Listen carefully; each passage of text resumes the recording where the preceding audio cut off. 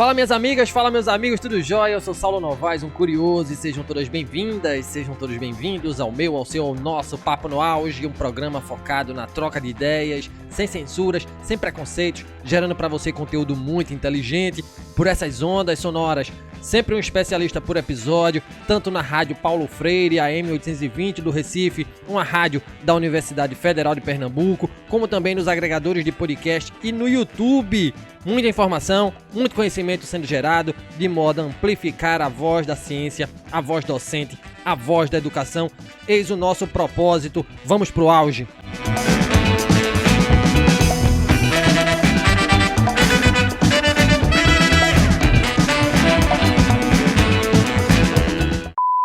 Kaizen, mudar para melhor.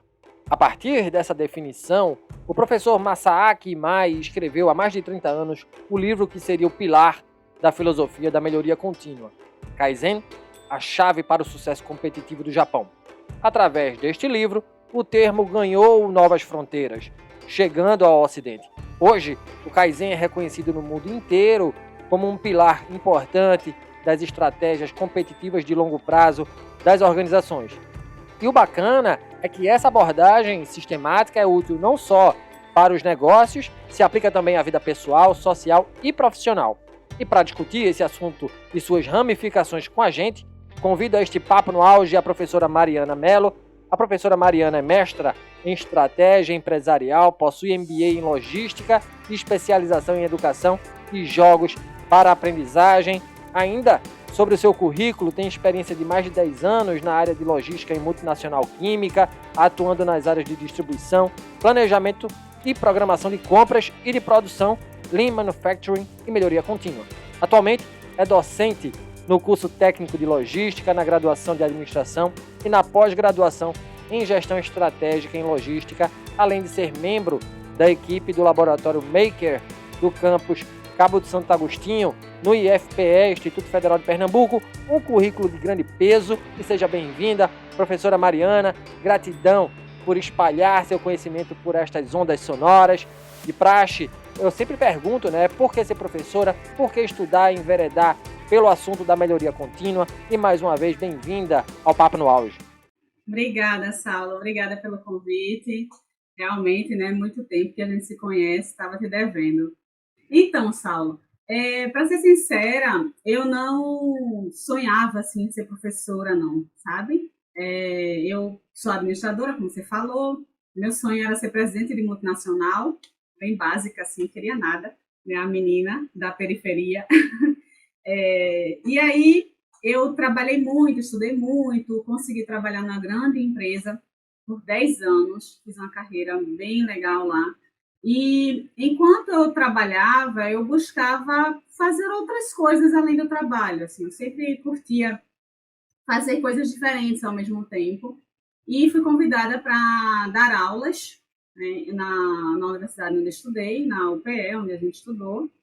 E eu ministrava aulas de gestão de operações. E eu vou pedir até um parênteses, vou contar uma história, sabe? Que é um momento que me marcou, foi um momento que me marcou, assim, porque eu quis ser professora a partir desse momento, Porque até ali eu queria ser presidente de multinacional, continuava com esse sonho, assim, sem muita modéstia mesmo.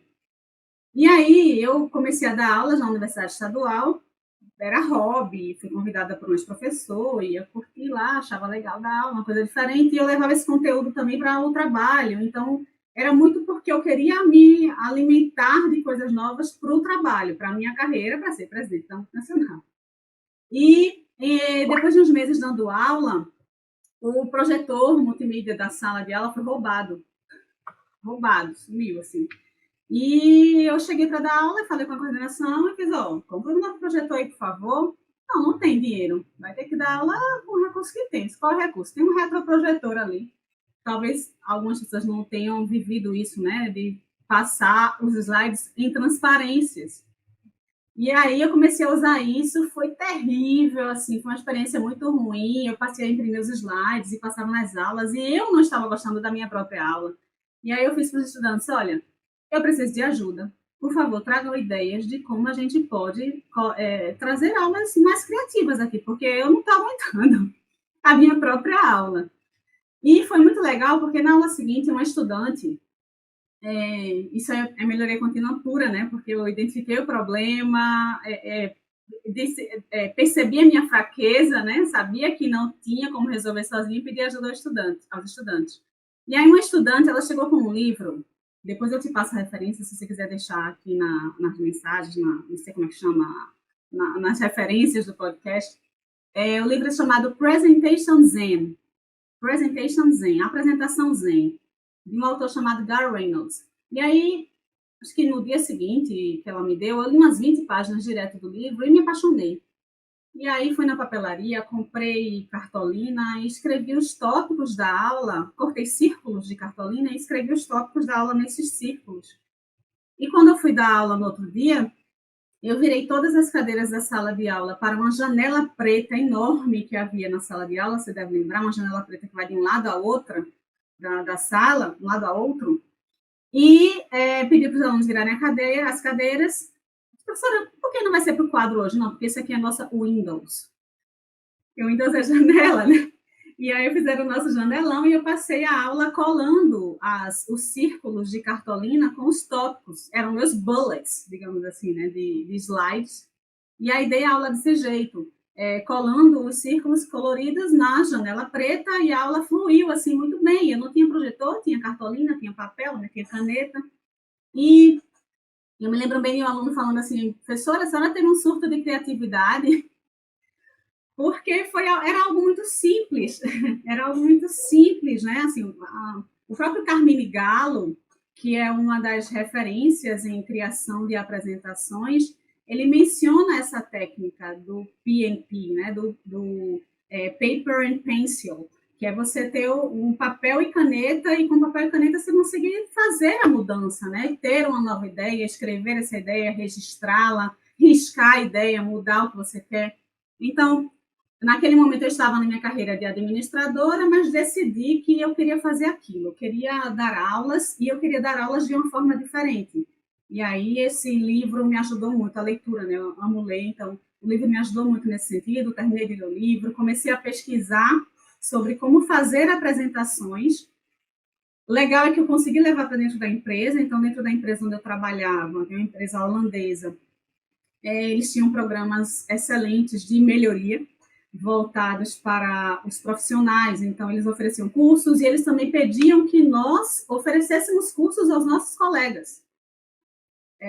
E aí eu já gostava disso, então eu comecei a estudar Prezi, por exemplo, e ministrei curso de Prezi para os meus colegas, fiz uma apresentação de Prezi, mostrei para o gerente, aí veio um gerente da Holanda, mostrei para o gerente da Holanda, e veio o diretor da América Latina, e mostrei uma apresentação do Prezi. Então, assim, eu ia misturando as coisas para melhorar o que eu podia fazer. Então, eu trazia o conteúdo da aula, né, o que eu aprendia com o estudante, que eu aprendi com o estudante, de fazer aulas diferentes por meio desse livro.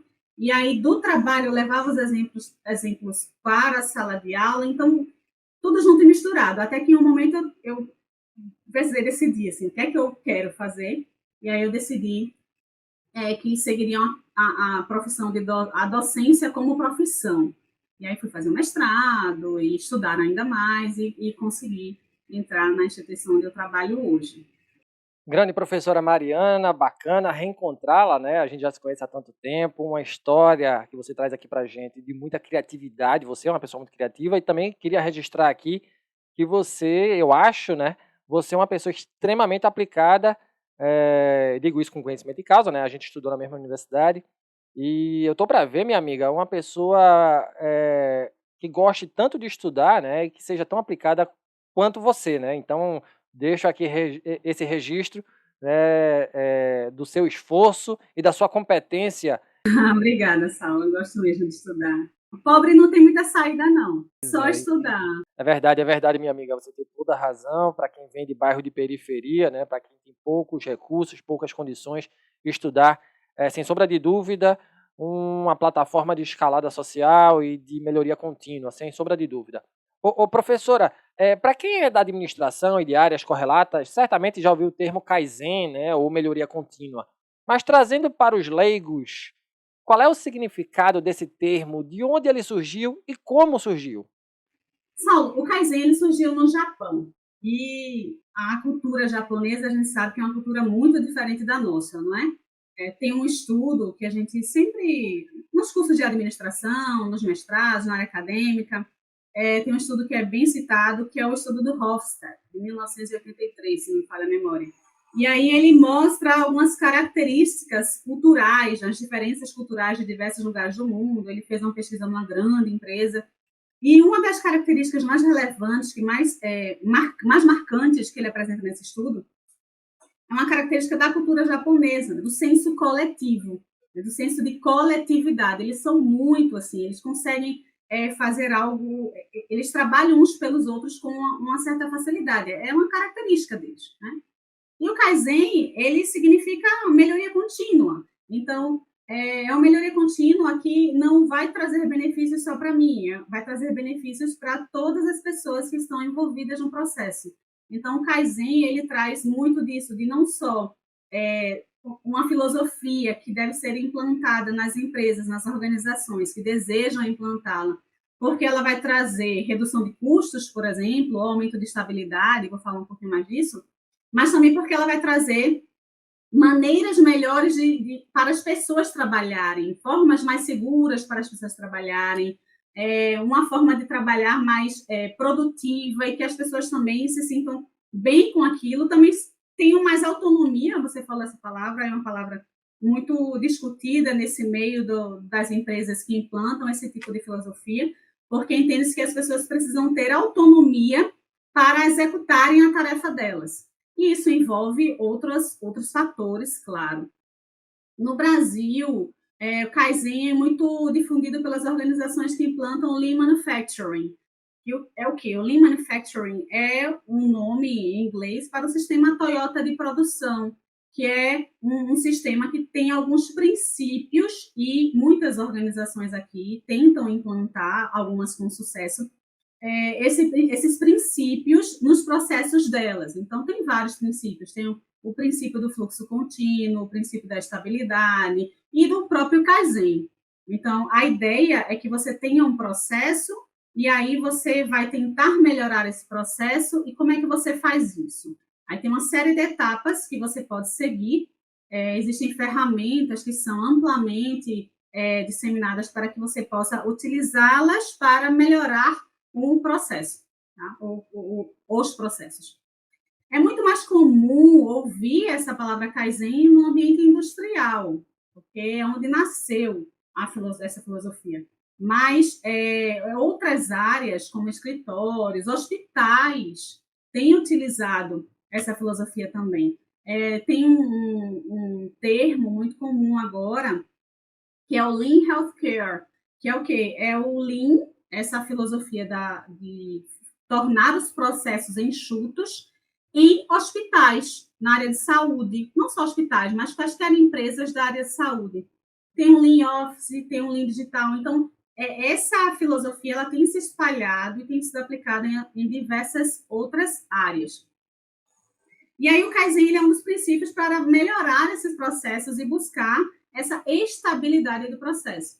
Porque quando a gente fala, por exemplo, do Lean, o Lean Manufacturing, o Lean Thinking, que é o pensamento Lean, fala-se muito em reduzir desperdícios. E se você perguntar em uma turma de administração avançada, assim, no final do curso, ou mesmo em grandes empresas, aí as pessoas vão dizer, é uma filosofia para reduzir desperdícios. Mas não é só isso, é uma filosofia para buscar estabilidade dos processos. E o que é isso? Vamos lá. Deixa eu dar um exemplo bem de dia a dia, assim. Numa padaria, tá? Você tem lá a produção de pães. E aí, a produção do turno da manhã é de 1.000 pães, certo? E a produção do turno da tarde, 1.200 pães. Considerando que você tem os mesmos recursos, mesmo CNTP, né? Tudo igual, os mesmos recursos, tudo igualzinho, e você tem um turno entregando mais que outro, e você também tem que considerar que você tem uma demanda para isso, certo? Porque não adianta você dizer, beleza, eu vou fazer 1.200 porque eu quero fazer 1.200 porque eu acho 1.200 um número bonito. Não, Você tem que fazer se existir uma demanda, né? Somos administradores, como bons administradores, a gente tem que gerir os recursos, mas com uma entrega, né? Para que isso seja uma entrega, não vire estoque lá e fique parado e aí eu perco esse dinheiro. Então, quando a gente enxerga um cenário como esse, uma suposição dessa, 1.000 pães sendo produzidos no turno da manhã, 1.200 no turno da tarde, e aí você pensa, poxa, vamos analisar os processos para identificar por que a gente tem essa diferença. Por que um turno consegue fazer mais que outro com os mesmos recursos? A partir daí, você já tem um Kaizen sendo instaurado. Por quê? Porque você vai melhorar o processo. Mas eu não estou ainda pensando na solução. Eu não tenho ainda como saber a solução. Tem que seguir algumas etapas. Então, que etapas você pode seguir? Primeiro, você define o problema. Ou uma oportunidade de melhoria. Não necessariamente você tem um problema, tá? Pode ser uma oportunidade de melhoria. Tá tudo bem, estou entregando na meta, mas posso melhorar esse processo. E aí tem aquele, vamos pensar no problema. Tem um problema para resolver, certo? Qual o contexto que eu tenho? De manhã a gente tem mais clientes que vêm a tal hora, outros clientes vêm menos clientes à tarde, as pessoas ficam mais livres, enfim. A gente tem que começar entendendo esse contexto. E aí a gente define uma meta, tá bom? A meta vai ser o quê? A meta vai ser que o turno que faz 1.000 faça 1.200 também. Ok, essa é a nossa meta. O Kaizen já vai ficando mais robusto, certo? Porque o Kaizen, por mais que seja uma filosofia, você precisa torná-la prática, tá? Então, na prática, é assim que a gente faz Kaizen, tá? Na maioria das empresas é assim que se faz. E aí, definiu a meta, você vai começar a analisar as causas, tá? Quais são as causas? Por que de manhã o pessoal faz 1.000 e à tarde faz 1.200?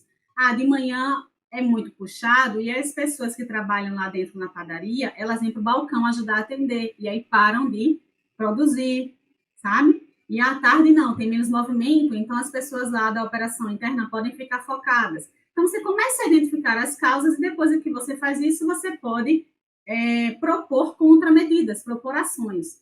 Então vamos deixar as pessoas lá dentro sempre trabalhando lá. Não vamos separar os trabalhos de forma que ela não venha trabalhar aqui no balcão, ela possa ficar focada, enfim.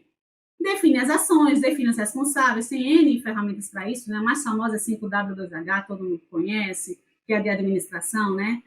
Lista o que vai ser feito, por quem vai ser feito, quando vai ser feito, como vai ser feito, quanto vai custar, enfim.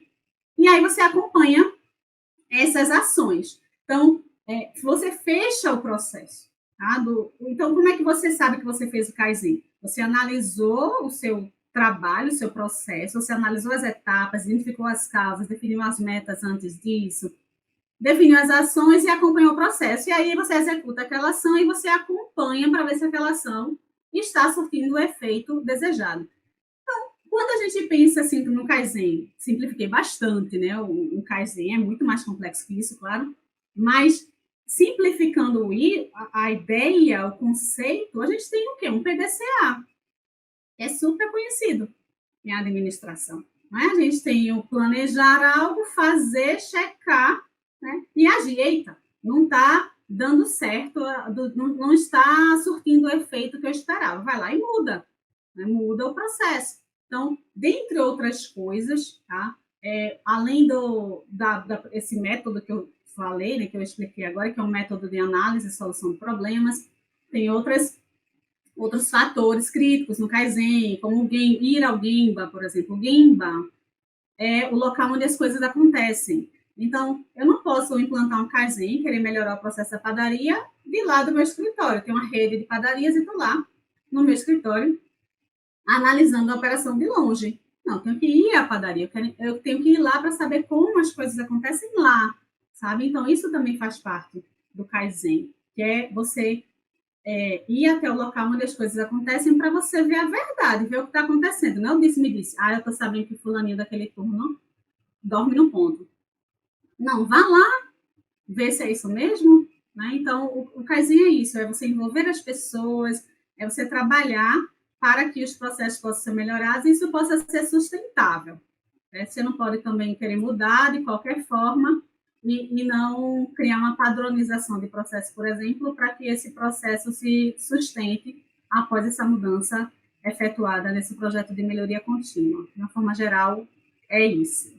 Uma potente voz, professora Mariana, uma brilhante explanação. Eu sei que você já começou a pontuar na sua fala, né, que você disse agora, mas para a gente ratificar, professora, quais são os princípios elementares da melhoria contínua nas organizações e como eles podem ser efetivamente aplicados nas corporações? Olha, existe uma frase que diz assim: não se pode melhorar o que não pode ser medido. Né? Então, a gente que tem filhos, né? Tô com a nota baixa na escola. Mas a nota não é o principal indicador. Tá, mas eu quero melhorar o meu desempenho. Tá bom. Qual foi a nota que você tirou? Então, eu acho que foi. Não, você tem que saber onde você está para saber para onde vai seguir, não é? Então, o Kaizen em si, a filosofia do Kaizen de melhorar continuamente, ela é baseada em análises de dados. Está aí Data Science, Data Analytics para mostrar para a gente que a gente precisa analisar os dados para melhorar os processos. Então, isso é Kaizen. O pessoal de TI faz isso muito, né? Porque eles conseguem criar todos os bancos e gather, né? Coletar esses dados para melhorar os processos. Então, Kaizen precisa de dados. Tá? Então, não podemos melhorar aquilo que não podemos medir. Ir ao Gemba e garantir essa gestão próxima das pessoas, sabe? As pessoas que fazem o trabalho precisam se sentir envolvidas nessa mudança, nesse processo de melhoria contínua. Tem 2 autores que eu estudei na época do mestrado, Westbrook e Groth. E eles têm um estudo que mostra que as pessoas, quando elas são envolvidas na mudança das regras ou na criação das regras, as pessoas tendem a se envolver mais, né? Elas já foram envolvidas no início, na mudança e na criação das regras, então elas tendem a seguir mais essas regras quando elas são implementadas, porque elas participaram ou da criação ou da mudança dessas regras. Então, isso é muito importante. Então, é importante analisar os dados, então, ter os dados em mãos. É importante ir ao Gemba, que é o local onde as coisas acontecem, e é importante envolver as pessoas, tá? Porque senão as pessoas podem até parecer engajadas, mas na hora de executar as tarefas, elas podem não querer fazer, ou podem não se comprometer com essa mudança. Então, são princípios críticos para o desenvolvimento de um projeto de melhoria. Você falava em pessoas, né, professora Mariana? E a gente sabe que as organizações são organismos vivos, possuem rituais, símbolos, cultura, e as pessoas elas são grandes protagonistas das instituições. Sendo assim, qual é a importância das pessoas na aplicação da filosofia Kaizen, sendo elas também um objeto da abordagem? Esses autores que eu falei há pouco, eles mencionam isso, né, que as pessoas elas precisam ser envolvidas nas mudanças. E aí, tem outros 2 autores que eu estudei bastante na época do mestrado, e que eu acho legal desses autores que o conteúdo que eles, da academia, né, que eles trazem é muito fácil de aplicar, a gente consegue visualizar muito facilmente, que são Feldman e Pentland. Eles trazem o conceito das rotinas organizacionais, sabe? E eu gosto de associar esse conceito que eles trazem com um livro que não tem, de outra área, que eu acho que muita gente já leu, é O Poder do Hábito, do Charles Duhigg, bem conhecido. Nesse livro, ele fala que as pessoas têm hábitos, né? O livro é sobre isso. E quando a gente pensa nos hábitos de uma organização, a gente não consegue imaginar, uma organização tem hábitos, né? O que uma organização tem? Uma organização ela é formada por pessoas, certo? E as pessoas têm hábitos. Quando essas pessoas passam a trabalhar nas organizações, elas executam rotinas. Então, as rotinas, elas são o hábito da organização. Então, tem pessoas que têm hábitos, muitas pessoas juntas dentro de uma organização executam rotinas. Então, as rotinas são os hábitos da organização. Então, vamos lá. Feldman e Pentland falam que as rotinas elas têm 2 aspectos. Os aspectos, o aspecto ostensivo e o aspecto performativo. O aspecto ostensivo da rotina é o artefato, é a estrutura, é o local que eu tenho para trabalhar, é o procedimento operacional padrão que eu vou seguir. Então, quando um novato chega numa empresa, vamos lá, trazendo para a nossa realidade. sou novato, cheguei para trabalhar hoje, tenho todo o empenho do mundo, vamos lá, né? Liderança situacional, Ken Blanchard, nível 1, 2, 3, 4, a gente puxa tudo que é assunto aqui em melhoria contínua, né? Já que a gente está falando de melhoria profissional também. E aí, eu tenho muito empenho, mas tenho baixa competência, certo? Aí o que é que eu vou fazer? Vou nos artefatos, pego um procedimento, estagiário novato, o que é que manda o estagiário fazer? Vai no banco de dados de procedimento, vai estudar como faz as tarefas, vai conversar com as pessoas. Então, as pessoas usam desse artefato para aprenderem sobre a tarefa. Esse é o aspecto ostensivo. E o outro aspecto é o aspecto performativo de uma rotina. Que é ok, eu posso ter uma rotina aqui a seguir, mas é uma pessoa que vai executar essa rotina. Então, existe um caráter de agência. Eu sou um agente executando uma tarefa, certo? Então, eu sou uma pessoa que executa uma tarefa, por mais que eu siga um procedimento, eu imprimo algo meu, da minha pessoa, ao executar aquela tarefa. E outra pessoa, quando for executar a tarefa, a mesma tarefa, seguindo os mesmos procedimentos, vai imprimir algo dela. Então, isso é o caráter performativo da rotina. Então, por que eu trago esse tema quando eu falo do Kaizen? Porque o Kaizen, ele precisa, para ser completo, digamos assim, para você garantir a sustentabilidade de um projeto de melhoria, você precisa fazer com que as pessoas que executem aquela tarefa saibam fazer aquilo e elas saibam também treinar outras pessoas. Se eu sair da empresa hoje, chegar outra pessoa amanhã e ninguém vai mais fazer a tarefa, porque só fulaninho sabia, a gente não pode mais trabalhar assim. A gente sabe que há muitas empresas que ainda trabalham assim, né? O trabalho está na cabeça de fulano. Então, quando a gente executa o Kaizen, a importância das pessoas está no envolvimento, na criação das mudanças dentro do processo e também na criação dos procedimentos operacionais padrão. Como é que as pessoas vão executar o trabalho a partir de agora? Porque senão a gente perde, sabe? Senão a gente faz um trabalho e aí não segura, vem outra pessoa e faz diferente, vem outra pessoa e faz diferente. Não que fazer diferente seja um problema, não é essa a questão. A criatividade precisa ser estimulada dentro desses processos.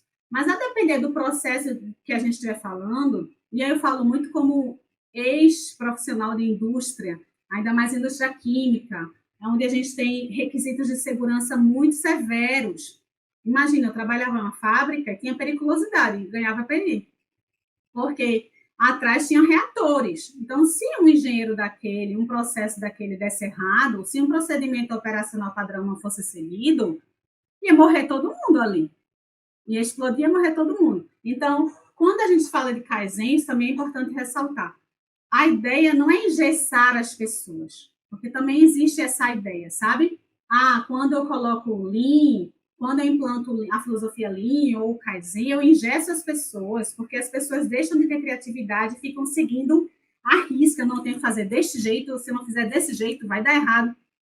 A ideia não é engessar, a ideia é trazer estabilidade ao processo.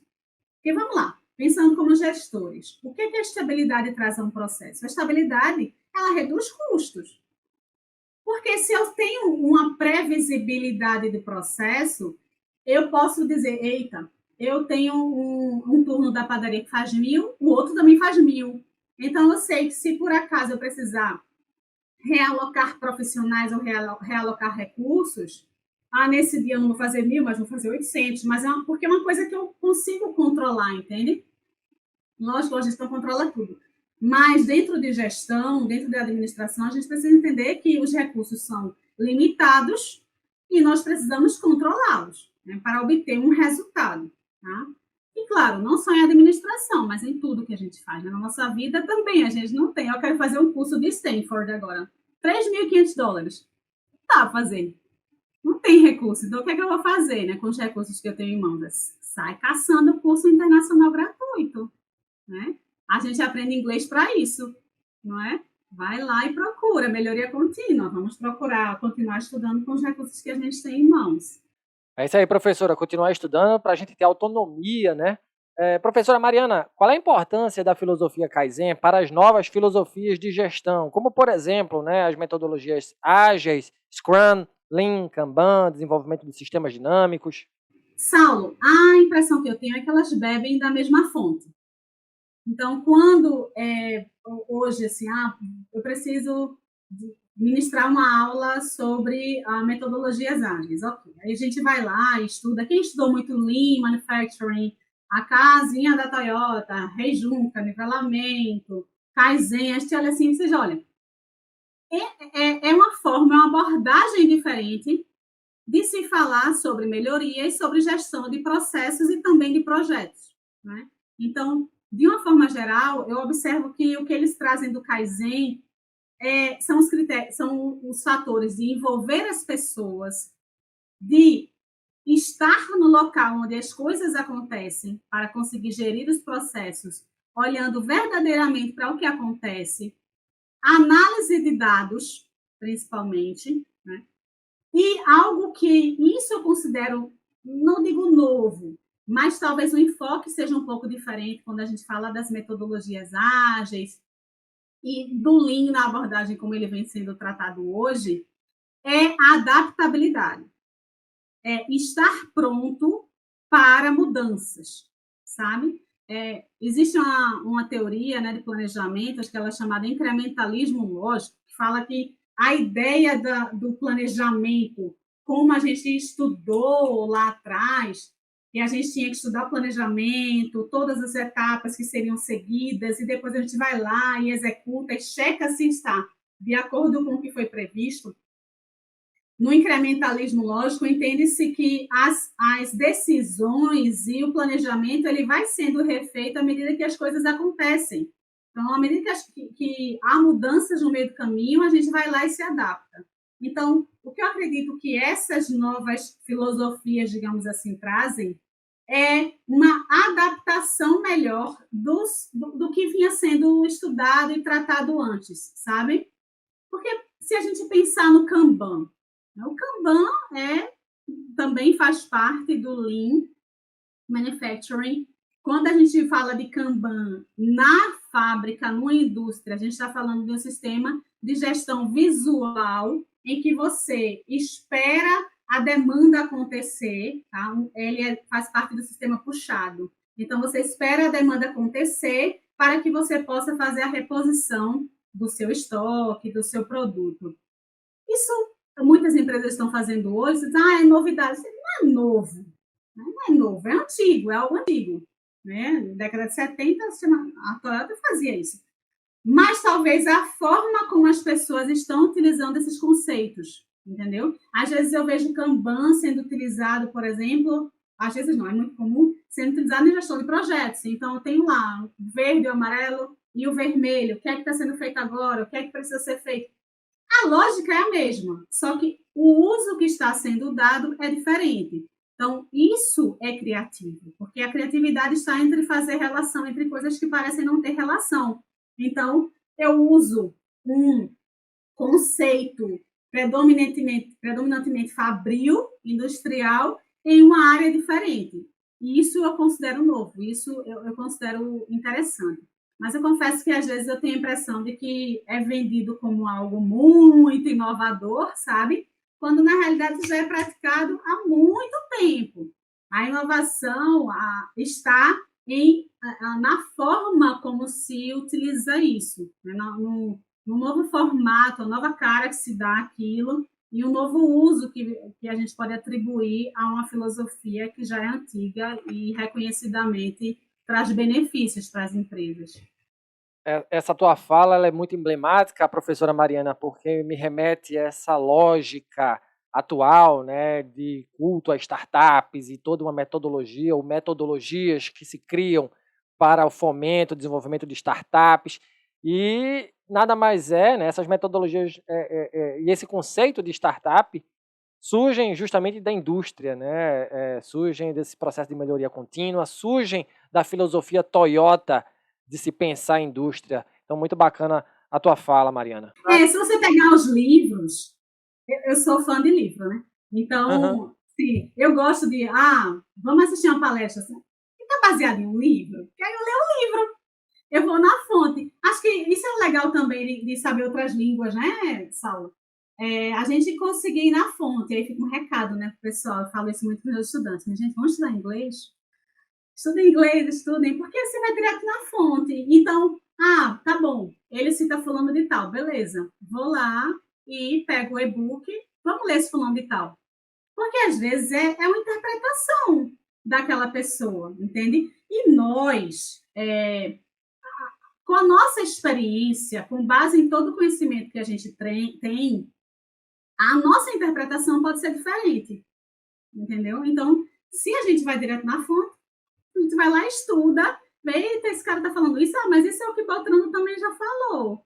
Não é tão novo assim, né? Mas, claro, a gente não está aqui diminuindo novas formas de se utilizar ferramentas ou se aplicar filosofias. Olha, o Lean Healthcare eu acho fantástico, porque é algo que foi feito lá atrás, aplicado em hospitais. Quem no Brasil nunca teve que passar horas em um hospital no SUS? Ou em hospitais particulares mesmo, né? A gente está vivendo aí nessa pandemia, a gente viveu um caos no setor de saúde. Então, é muito importante que a gente também busque, sim, novas formas de utilizar conceitos que já existem, né? A gente pode melhorar outros processos utilizando conceitos que já existem. Eu só recomendo mesmo que a gente tente buscar sempre a fonte.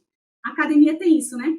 Não põe a PUD no texto, vai na fonte. Então, se possível, ir na fonte, direto na fonte, porque a interpretação que a gente pode ter pode ser até muito mais adequada ao processo que a gente está querendo melhorar do que fulano ou Beltrano está sugerindo. Ele não conhece o meu processo como eu conheço, entendeu? Então, cada um sabe melhor onde é que o calo aperta e se puder ir na fonte, melhor, para melhorar, para tornar esse processo melhor. Isso mesmo, professora, vamos na fonte, vamos na fonte. E para além das organizações, professora Mariana, como é que a melhoria contínua pode impactar nossa vida profissional, nossa carreira? Como dar uma incrementada na nossa jornada profissional a partir da filosofia Kaizen? Acho que como eu já falei em livros, né?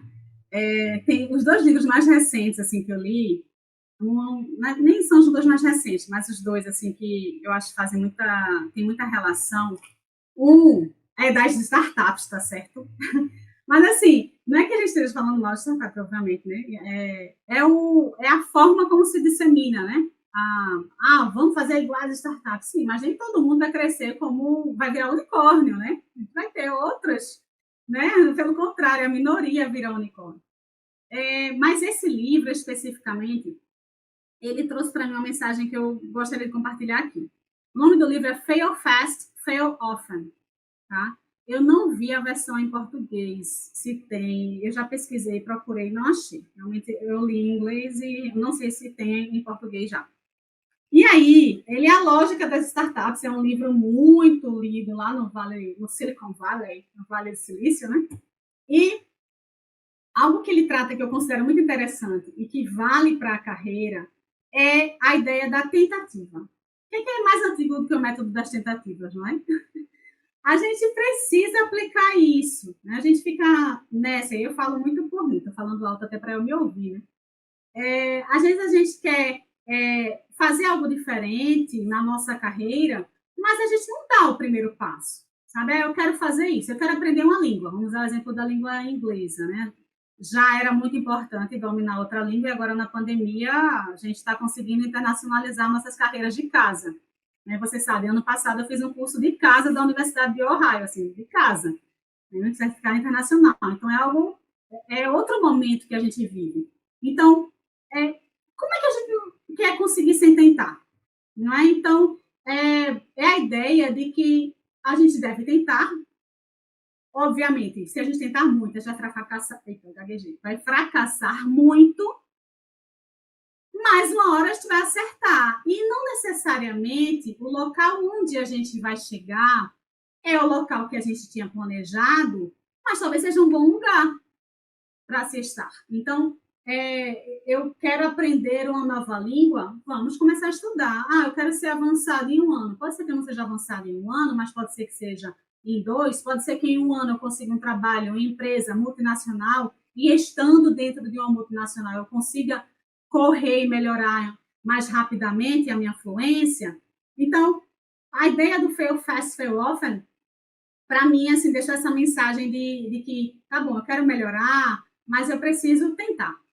Então, como foi que eu cheguei até aqui? Não foi tentando, não foi errando, não foi sendo reprovada em 5 seleções seguidas antes de ser aprovada em uma de trainee numa multinacional, que na época era britânica, né? No meu caso, reprovada. Peraí, o que eu estou fazendo de errado? E aí, uma hora foi aprovada, só opa. Então, o negócio era continuar tentando, né? E um outro livro que traz uma mensagem que eu acho interessante é A More Beautiful Question. É uma pergunta mais bonita. Esse eu sei que tem em português. E ele traz essa mensagem também de melhoria de processos, de alguma forma, não só organizacional, mas também pessoal. E a ideia dele, a principal mensagem que ele traz é que as perguntas são mais importantes do que as respostas. Então, qual a pergunta que eu estou fazendo? Sabe? Ah, tá bom, eu quero aprender a nova língua. Por que eu quero aprender a nova língua? Por que isso é importante para mim? Não, isso é importante para mim porque eu sei que quando eu estiver em tal período da faculdade e eu quiser fazer seleções de estágio, as empresas vão pedir o domínio da língua. Eu sei porque eu quero aquilo, então eu fiz a pergunta certa e, consequentemente, ao fazer a pergunta certa, a gente corre atrás dos objetivos certos. Então, se eu faço a pergunta certa, eu tenho mais chances de criar o melhor caminho para alcançar a resposta. Entende? Mas sempre pensando que não é a resposta que é o mais importante, sabe? Às vezes a gente até, no trecho que eu li essas semanas, assim, às vezes a gente aceita tudo, né? Faz de tudo, porque a gente não sabe onde a gente quer ir. Então, se a gente prioriza e sabe onde a gente quer chegar, as tomadas de decisão, né, as decisões que a gente vai tomar nesse caminho, elas tendem a gerar resultados mais próximos daquilo que a gente deseja. Isso não garante que a gente vai alcançar exatamente aquilo que a gente planejou, afinal, a gente não controla nada nessa vida, a pandemia mostrou a gente isso, né? Quem ainda tinha dúvida se controlava alguma coisa, agora tem certeza que não controla nada. Mas, sem sombra de dúvida, eu acredito hoje que as perguntas são mais importantes do que as respostas. Que frase sensacional, professora Mariana. O segredo, de fato, é fazer boas perguntas, né? E para a gente ratificar, professora, quais os benefícios da filosofia Kaizen, não somente aplicada às instituições, mas também à nossa vida?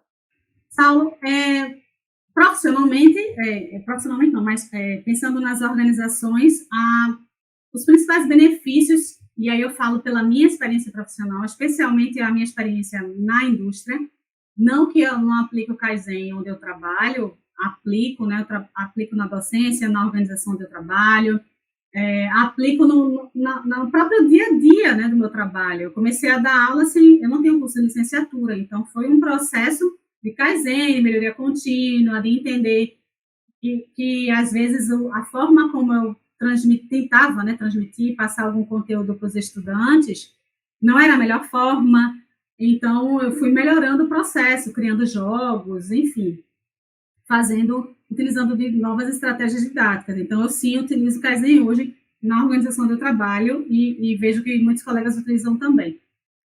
Nas organizações, nas indústrias, especialmente, que é a minha maior experiência, o Kaizen traz um benefício direto no desenvolvimento das pessoas, porque as pessoas elas passam a se tornar capazes de resolver problemas no trabalho delas. Então, isso traz muita autonomia. A gente começou com autonomia, vai terminar com autonomia, né? Isso traz muita autonomia para as pessoas. Elas começam a perceber que elas podem resolver os problemas que surgem nos processos delas, que elas podem sugerir mudanças nos processos delas. E isso faz as pessoas mais engajadas. E, obviamente, se você melhora um processo, você reduz custos, você pode reduzir o tempo de processo. Se a gente pensar, né, nas prioridades competitivas das empresas, tempo, custo, flexibilidade, qualidade, é muito comum o desenvolvimento de projetos de melhoria para reduzir tempos de processo, para reduzir custos. Então, esses são benefícios diretos do Kaizen.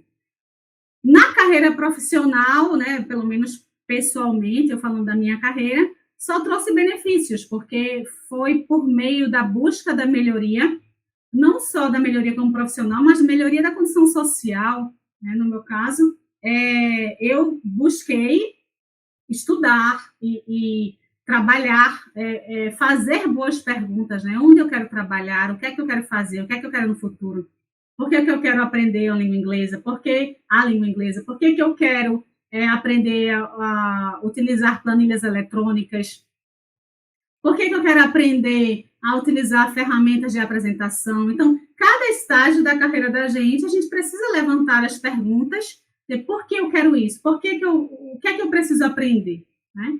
Para melhorar o que você quer fazer mesmo, o próprio processo, ou alcançar um outro nível profissional. Onde é que eu quero chegar?